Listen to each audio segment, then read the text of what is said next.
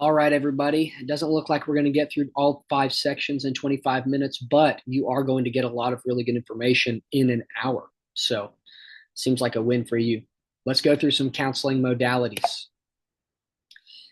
There are three modalities that I'd like to discuss today.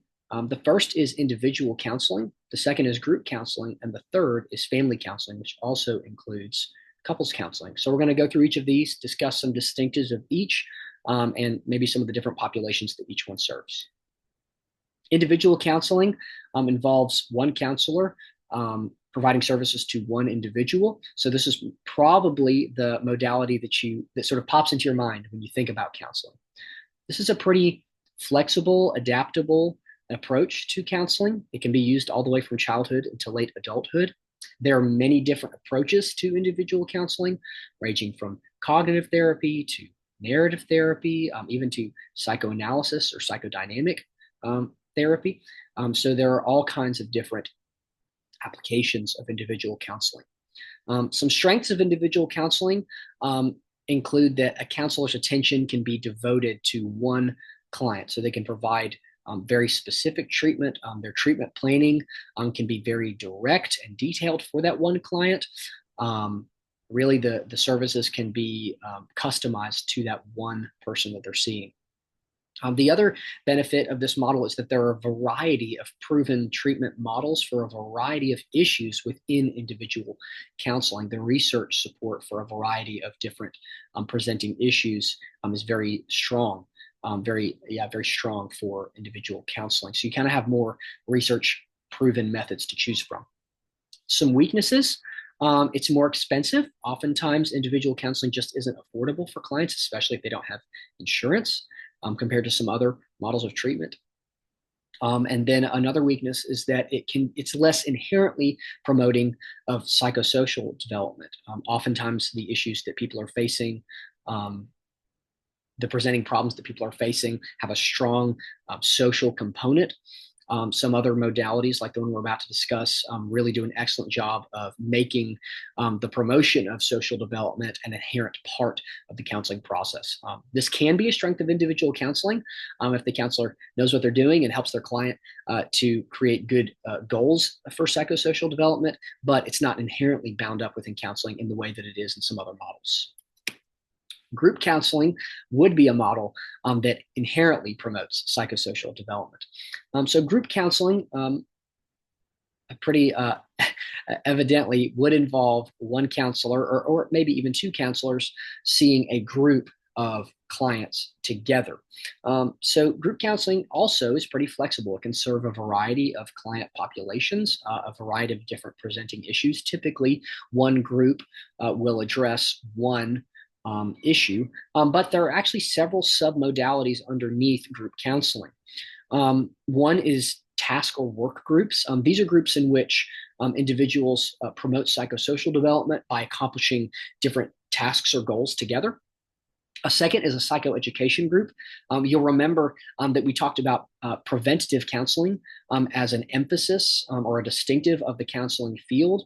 Psychoeducation groups really kind of fit that mold. These would be groups that are specifically designed, maybe not so much to help clients process issues that they're facing internally, but to help provide education to clients who are dealing with different things. So examples of this would be perhaps I gave this example earlier, but a class that teaches parents skills for parenting. Another example of a psychoeducation group might be a group that's meant to provide some training for addressing different types of pathologies. So maybe you could have a group for individuals with obsessive compulsive disorder, but the group is less about the individuals processing their own obsessive compulsive disorder, and it's more about teaching them methods for addressing that disorder, such as the brain lock method by Jeffrey Schwartz. That would be another example of a psychoeducation group. A third type is counseling or process groups.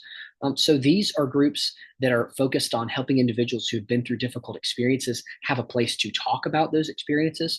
An example of this would be grief groups. People who are experiencing grief can come together and share about their experiences of grief together. And then the fourth kind is psychotherapy groups. These are very closely related to counseling or process groups, but in these groups, there's typically some sort of psychotherapy that's actually being applied on the part of the counselor to the counselee to help them address their issues. So an example of a psychotherapy group would be in a group where addiction is being not only discussed but also treated in the concept of or in the context of the group. Finally, there's family counseling, which also includes couples counseling. These are groups that are designed for a couple or a family to promote their romantic relationship or the familial relationships within the family.